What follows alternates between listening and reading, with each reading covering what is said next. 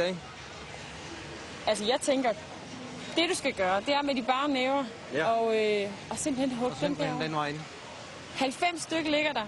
Ja. Du har 60 sekunder. Hvordan fik du overhovedet idéen til, at hey, det er da lige noget for mig, det der med at hugge kokosnød over? Jamen, jeg har stået kokosnød op til opvisning og sådan noget allerede fra jeg var 16 år af, og jamen, jeg har så undersøgt, hvad rekorden er på, men for et år siden, der var den jo kun på 16. Og så er der en, der nu har slået den for 3 måneder siden. Og så må vi jo bare tage det, som det kommer jo. Så du røg fra at tro, at du skulle bare hugge 17 år, til at du skulle op over 82? Ja. Så... Jamen, jeg er imponeret over, at vi må tage det, som det kommer jo. Du bare tør at gøre forsøget. Hvordan er det egentlig, fordi nu regner der herinde i dag? Er det godt for forsøget, eller er det skidt? Det er rigtig skidt. Nå. Det er så både for kokosnød og for at stå fast og sådan noget, men... Men du er stadigvæk klar på det? Ja, det er vi. Jamen ved du hvad, jeg har en assistent med et ur, så hvis du er klar, så rykker vi herom bagved.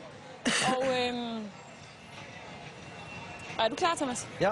Så siger jeg 1, 2, 3, nu!